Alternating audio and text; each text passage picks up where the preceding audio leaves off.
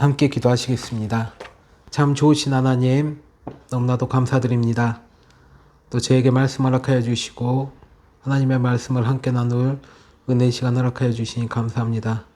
이 시간 저희가 또 하나님의 말씀에 귀 기울이며 하나님께서 저에게 말씀하신 것들을 듣고 또 순종하며 살아갈 수 있도록 은혜 베풀어 주시옵소서. 저희의 말씀을 듣는 막는 모든 것들이 있다면 이 시간 주님께서 제하여 주시고 또 저희가 주님 앞에서 겸손한 마음으로 말씀 앞에 나아갈 수 있도록 도와주세요. 예수 그리스도 이름으로 기도합니다. 아멘. 우리가 신앙생활을 하면서 나는 구원을 받았는가? 혹시 나는 구원의 확신이 있는가? 등 구원에 대한 질문을 받은 적이 있을 것입니다. 사실 이 질문은 우리의 영생에 대한 문제이기 때문에 참 중요한 질문들입니다. 우리가 구원을 받았지만 구원에 대한 확신이 없다면 우리는 영혼의 상태에 끊임없는 불안 속에서 살아갈 수밖에 없습니다. 반면 우리가 진정한 구원을 받지 못하였지만 스스로 구원받았다 생각한다면 예수님께서 다시 오실 날 그때 내가 너희에게 밝히 말하되 내가 너희를 도무지 알지 못하니 불법을 행하는 자들아 내게서 떠나가라 하시리라 라고 말씀을 들을지도 모르겠습니다. 그렇다면 우리가 우리의 구원에 대해 어떻게 하나님으로부터 진정한 확신을 얻을 수 있을까요? 누군가는 우리의 믿음이 구원을 받게 한다고 말하며 그 순간 그리스도를 외면하면 우리는 구원을 잃는다고 말하기도 합니다. 이러한 관점을 알마니안주의라고 하는데 감리교 창시자 존 웨슬리도 이 사상에 큰 영향을 받았습니다. 또 다른 이들은 사람이 그리스도를 믿는다면 구원을 받고 한 번 받은 구원이기에 그 구원은 영원히 떠나지 않는다고 말하기도 합니다. 그런데 이 두 주장은 기본적으로 믿음이 나의 선택이라는 그 전제가 깔려 있습니다. 그러나 성경은 구원은 전적으로 하나님의 일이지 사람의 일이 아니라고 말하고 있습니다. 오직 구원하시는 능력이 있는 하나님께서 구원하신 자들을 지키실 능력도 있다는 것입니다. 이전에 구원에 대해서 이런 질문을 받은 적이 있습니다. 어떤 집사님이 열심히 신앙생활을 했는데 어느 날 어떤 사건에 의해서 교회를 떠났다는 것입니다. 그런데 그 집사님께 구원이 있느냐는 질문이었습니다. 물론 제가 이 질문에 대해서 정확하게 대답할 수는 없습니다. 왜냐하면 구원은 오직 하나님만이 아시기 때문입니다. 그러나 사실 우리는 이 집사님뿐만 아니라 미디어를 통해서 하나님의 권능으로 수많은 기적과 이적을 행하던 목사님들이 타락하여 불의를 일삼는 일들을 종종 보게 됩니다. 이런 일들을 어떻게 설명할 수 있을까요? 그것은 바위 땅에 혹은 가시밭에 뿌린 씨앗과 같이 어떤 이들이 처음에는 싹이 나고 자라는 것처럼 보이지만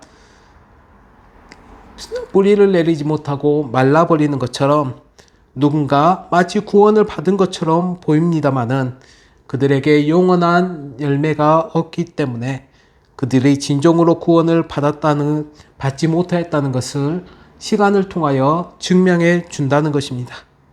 이것이 의미하는 것이 무엇입니까?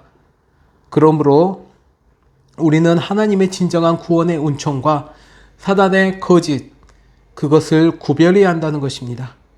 그럼 우리는 구원에 대해서 어떻게 알 수 있을까요? 오늘 본문 말씀은 구원의 확신의 근거들에 대해서 말해줍니다. 오늘 말씀을 통해 스스로 나는 그리스도의 안에서 구원을 받았는가? 라는 질문에 겸손한 마음으로 답할 수 있는 은혜의 시간 되길 소망합니다. 우리는 먼저 그 구원의 본질에 대해서 이해를 해야만 그 그리스도 안에서 구원을 받았는가? 라는 대답을 할 수 있을 것 같습니다. 먼저 우리가 알아야 할 것은 구원을 시작하신 이가 하나님이라는 것입니다. 먼저 6절 말씀에 보면 너희 안에 착한 일을 행하신 이는 곧 하나님을 의미합니다. 하나님께서 빌립보 교회 성도님들을 위해 구원을 시작하셨다는 것을 말하고 있습니다. 물론 빌립보 교회 성도님들 뿐만 아니라 우리를 위해 하나님께서 이미 구원의 일들을 이루어 주셨습니다. 그래서 우리는 그 구원을 이루시는 분이 하나님이라는 사실을 분명히 기억해야 합니다. 하나님께서 창세전부터 우리를 그리스도 안에서 구원받도록 택해 주셨습니다. 그리고 우리를 위해 하나님의 때에 하나님의 방법으로 그 아들 예수 그리스도를 이 땅에 보내주셨습니다. 하나님께서 그리스도와 함께 우리의 죄를 짊어지시고 대속제물이 되어 십자가에서 돌아가셨습니다. 그리고 하나님께서는 바울에게 다른 지역이 아닌 빌립보로 그들을 보내시고 그들이 그 복음을 듣게 하셨습니다. 요나 2장 9절 말씀에 보면 구원은 여호와께서 주신 것이라고 분명히 말하고 있습니다. 우리는 이 복음이 믿음 안에서 그리스도를 믿는 모든 사람에게 구원을 위한 하나님의 능력이라고 말합니다. 우리는 가끔 복음에 대해 오해하는 경우가 많습니다. 복음의 메시지가 우리들의 삶에 문제가 있고 더 행복한 삶을 살고 싶다면 예수님을 믿으십시오 라는 것이 결코 아닙니다. 물론 당연히 하나님께서는 당신에게 우리에게 풍요로운 삶을 주실 수 있지만 그것은 복음의 본질이 결코 아닙니다. 이와 같이 우리는 복음의 결과를 두고 복음으로 오해하는 경우가 많습니다. 복음으로 인해 우리의 삶은 기쁨과 사랑이 넘쳐나지만 그 기쁨과 사랑이 복음이라고 말할 수는 없습니다. 우리가 복음으로 인해 다른 사람을 돌보거나 다른 사람에게 선을 행하지만 그 선한 행위가 복음이 아니라는 것입니다. 구원은 이 땅에서 행복한 삶을 사는 것보다 훨씬 더 중요한 문제입니다.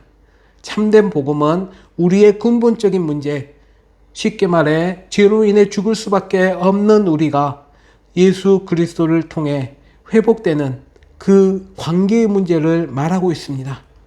만약 우리가 이 상태로 죽는다면 우리는 하나님의 진노 아래서 영원한 형벌을 받게 될 것입니다. 그러나 자비와 사랑이 많으신 하나님께서 우리의 죄를 속하기 위해 어린 양 되신 예수 그리스도를 이 땅에 보내주셨습니다. 그리고 그가 십자가에서 죽으시고 부활하심을 통해 그를 믿는 모든 사람들에게 하나님의 심판에서 구원을 받는 은혜를 베푸셨습니다. 이 기쁜 소식이 선포될 때 성령님은 아버지께서 택하신 자들의 마음속에 진리를 증언하실 것입니다. 그리고 인간의 의지가 아닌 하나님의 절대적인 주권 가운데 우리의 삶은 지속적으로 변화하게 될 것이며 또 그 사람에게 예수 그리스도를 닮아가는 은혜를 허락해 주셨습니다. 그래서 하나님께서는 그들에게 진리를 알게 하는 회개와 그것을 믿을 수 있는 믿음을 허락해 주셨습니다. 그러므로 구원은 사람으로부터 온 것이 아니라 믿음을 통한 은총에 의한 것, 하나님의 선물이 되는 것입니다. 그러나 알마니아 주의는 하나님이 우리에게 주신 자유의지로 우리가 하나님을 선택할지 거부할지 결정할 수 있는 자유의지를 주셨다고 말합니다. 그러나 성경은 자유의지가 아닌 하나님에 대한 죄와 반역이 계속되는 것 말고는 우리 스스로 할 수 있는 것이 없다고 분명하게 말하고 있습니다. 그런데 만약 그 구원이 우리의 손에 달려있거나 인간의 결정에 의해 결정된다면 그 구원은 항상 뒤집히거나 취소될 위험이 있을 것입니다. 얼마나 많은 약속들을 우리가 했고 또 얼마나 많은 결단들을 하였습니까?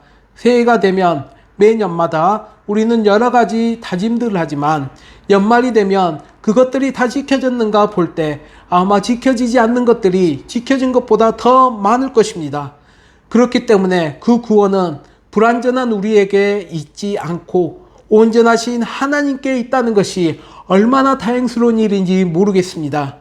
마틴 루터의 의지의 속박이라는 책에서 보면 그는 이렇게 고백합니다. 이제 하나님께서 나의 구원을 나의 뜻에서 벗어나게 하시고 그것을 그의 뜻에 맡기시고 나를 구하여 주시겠다고 약속하셨으니 내가 일하거나 뛰거나 하는 것이 아니라 그의 은혜와 자비에 따라 나는 그가 나에게 충실하시며 나에게 거짓말하지 않으실 것이며 위대하고 힘센 사람이라는 편안한 확신을 가지게 되었습니다.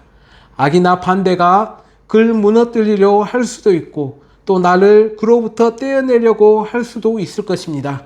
그러나 누구도 그의 손에서 나를 뽑지 못할 것입니다. 나의 주이신 나의 아버지께서 그 누구보다 위대한 분이기 때문입니다. 라고 고백하였습니다. 로마서 8장 38절 39절에는 내가 확신하노니 사망이나 생명이나 천사들이나 권력자들이나 현재일이나 장래일이나 능력이나 높음이나 깊음이나 다른 어떤 피조물이라도 우리를 우리 주 그리스도 예수 안에 있는 하나님의 사랑에서 끊을 수 없느니라 라고 하였고, 요한복음 10장 27절 28절 말씀에서는 내 양은 내 음성을 들으며 나는 그들을 알며 그들은 나를 따르리니라. 내가 그들에게 영생을 주노니 영원히 멸망하지 아니할 것이요 또 그들을 내 손에서 빼앗을 자가 없느니라 라고 말하였습니다. 구원은 하나님께서 우리 안에서 진정으로 구원의 일을 시작하였다는 증거들이 있기 때문에 하나님께서 시작하는 것을 완성시킬 것이라는 그 확신을 가질 수 있게 됩니다. 그 하나님의 구원에는 항상 구원의 증거들이 동반됩니다. 하나님께서 시작하는 선한 일은 성도들의 성숙함으로 성장하면서 나아가 예수 그리스도의 형상을 닮아가는 성화, 그 거룩함의 과정들을 이야기합니다. 그 성화 거룩함의 증거가 무엇입니까?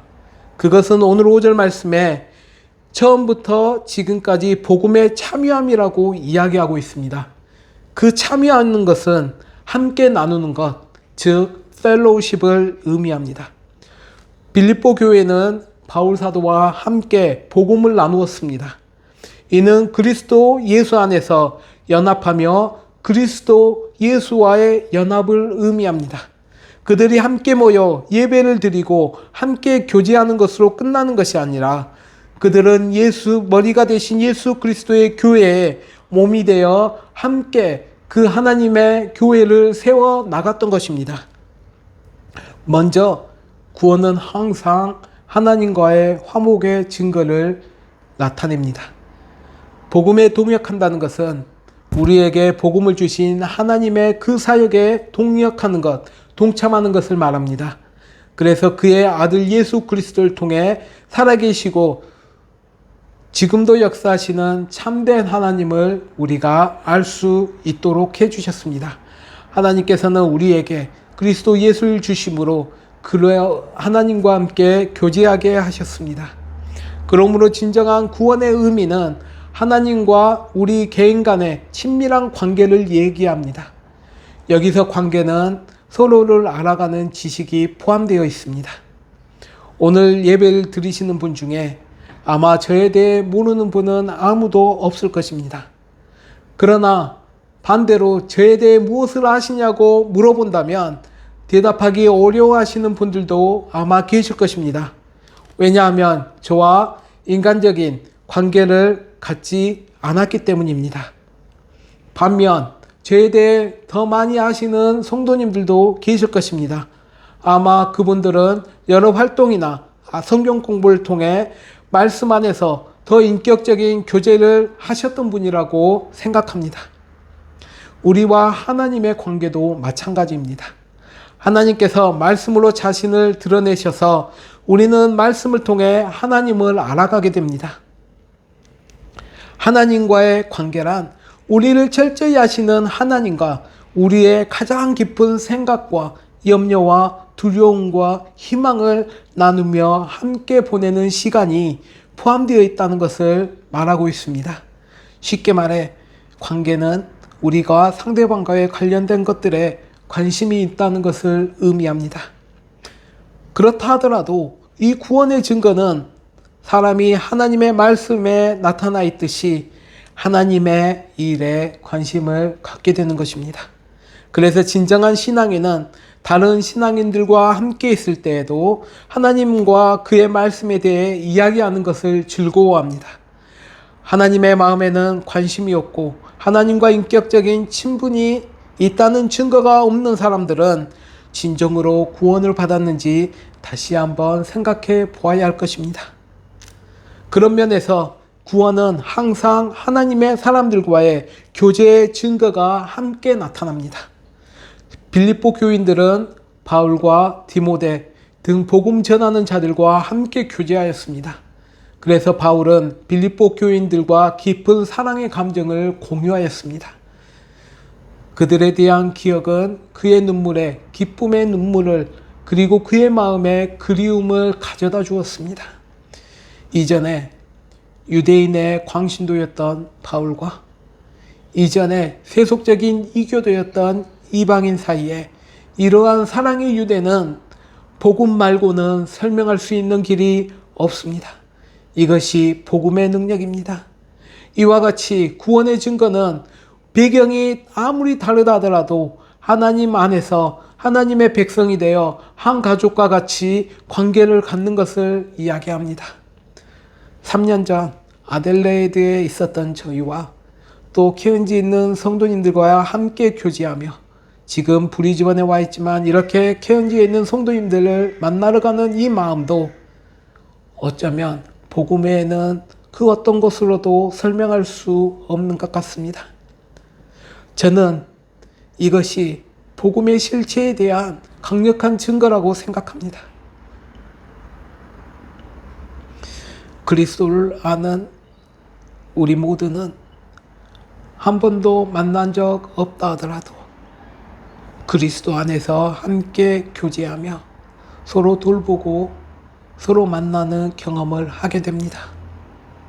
비록 이전에는 낯선 사람이었지만 예수 그리스도를 안다는 것만으로도 마음이 통할 때 마음이 통한다는 것을 알 수 있습니다. 때로는 그리스도를 모르는 가족들보다 더욱더 가깝게 느껴질 때도 있습니다. 우리는 이제 그리스도 예수 안에서 복음의 동반자가 되었습니다. 빌립보 교인들은 바울과 함께 복음의 동반자가 되었던 것처럼 말입니다. 그들은 예전처럼 자기의 즐거움과 자신을 위해 살기보다 이제는 반대에 부딪힌다 하더라도 예수 그리스도를 섬기며 살았습니다. 사도행전 8장 4절에서 박해로 흩어진 자들이라고 그 말씀에 복음을 전파하기 위해 나섰다고 이야기합니다. 여기서 박해로 흩어진 자들은 일부 설교자를 말하는 것이 아니라 모든 믿는 신자를 말하고 있습니다. 복음을 통해 삶이 변화되어 하나님의 은혜로 죄의 용서를 경험하고 하나님의 능력으로 영적인 죽음에서 생명으로 살아났기 때문에 그들은 그들이 보고 들은 것을 말하지 않을 수 없었던 것입니다. 우리는 하나님께서 우리를 구원해 주셨음을 알기에 우리는 복음의 동역자가 되었습니다. 복음의 사역자가 되었습니다. 우리는 서로 다른 영적 은사를 가지고 있으면서 그 은사를 통해 교회의 덕이 되고 복음을 전하는 자들로 우리들을 세워주셨습니다. 그러나 어떤 자격으로 주님의 복음을 전할 자들이 따로 존재하는 것이 결코 아닙니다. 우리 모두 복음을 전한 자들입니다. 복음을 전할 자들입니다. 왜냐하면 우리는 그 복음의 능력을 경험했기 때문입니다. 이제 우리는 그 복음의 렌즈로 세상을 바라보아야 합니다. 빌립보 교인들이 바울과 함께 교제했던 그 방법 중에 바울에게 자주 재정적인 지원을 보내는 것도 포함되어 있었습니다. 마음이 보물에 얽혀져 있기 때문에 복음이 물질에 닿지 않는다면 마음이 닿지 않는다고 말할 수도 있을 것입니다. 이것은 어떤 죄에 대한 재정적 지원을 말하는 것이 결코 아닙니다. 하나님이 원하시는 구원의 사역을 위해 하나님을 기쁘시게 하는 마음으로 복음의 일을 지지하며 이를 위해 아낌없이 베풀기 시작했다는 것을 의미합니다. 바울은 하나님께서 권능과 영광으로 돌아오실 그날, 예수 그리스도께서 그날까지, 예수님의 그날까지 선한 일을 완성하실 것이라고 오늘 본문 말씀에서 이야기하고 있습니다. 우리는 다시 오실 예수님을 바라보며 우리에게 맡겨주신 그 사명들을 잘 감당해야 할 것입니다.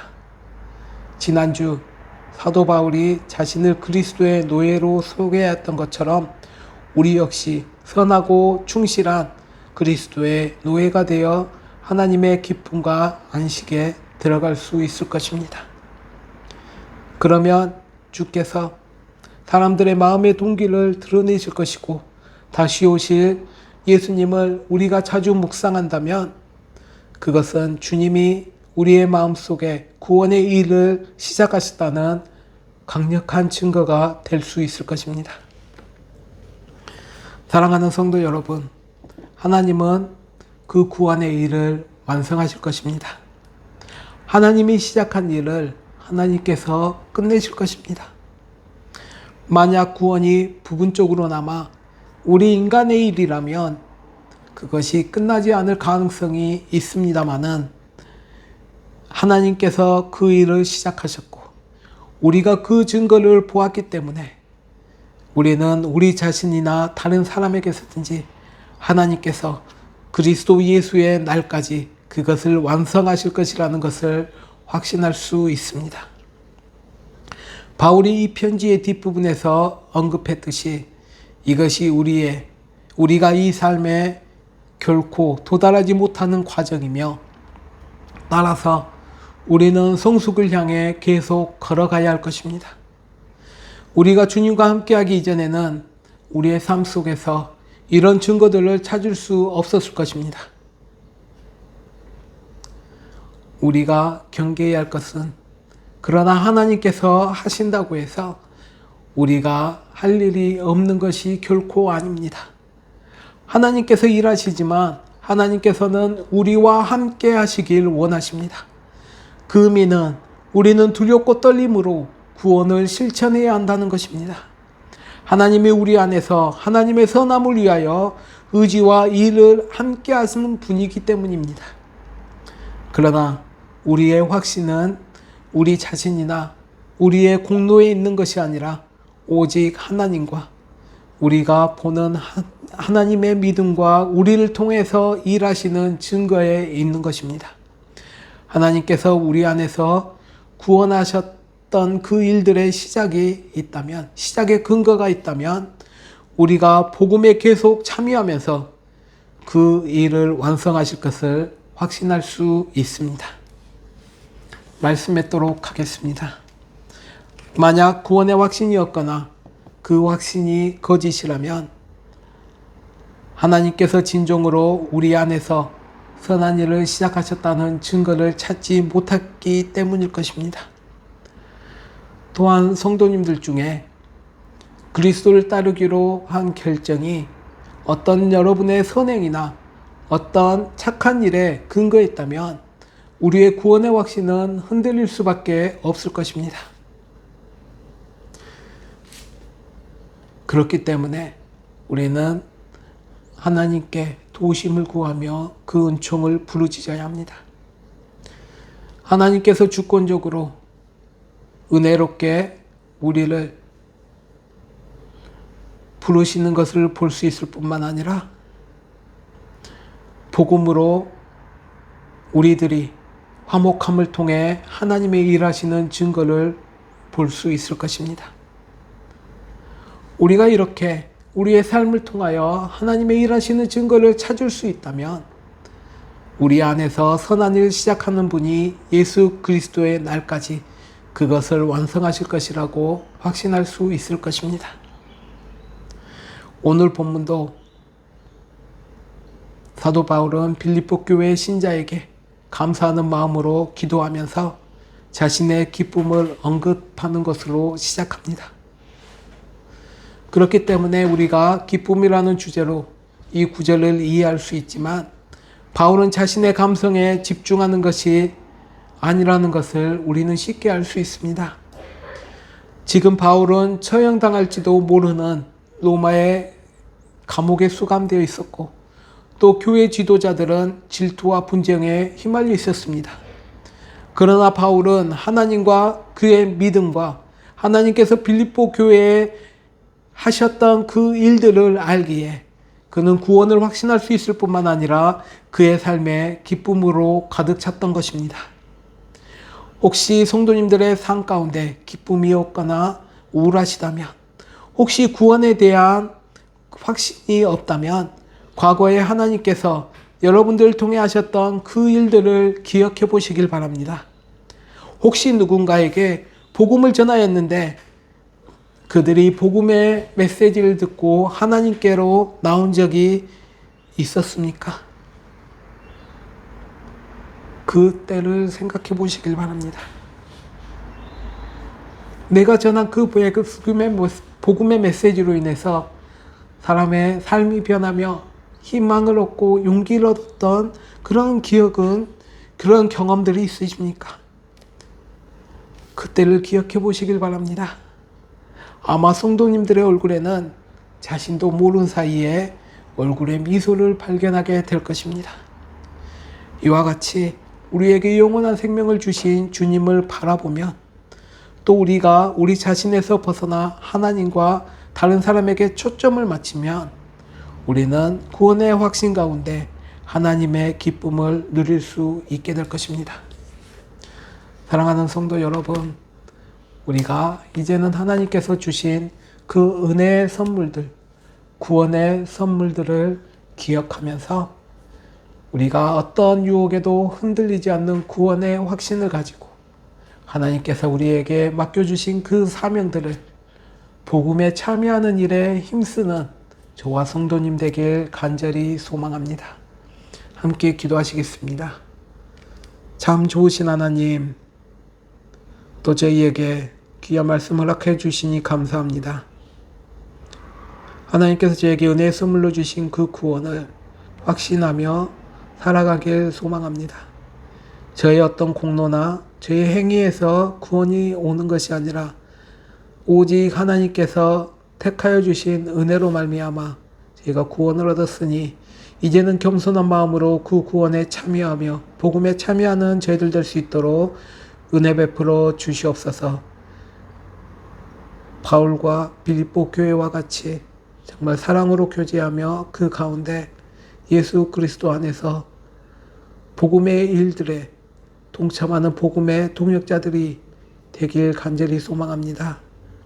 아버지 하나님, 하나님의 복음에 전하는 일에 쉼없이 달려가는 교회 되게 하여 주시고 이 교회를 통하여 온전히 주님의 복음이 선포되는 교회 될 수 있도록 은혜 베풀어 주시옵소서.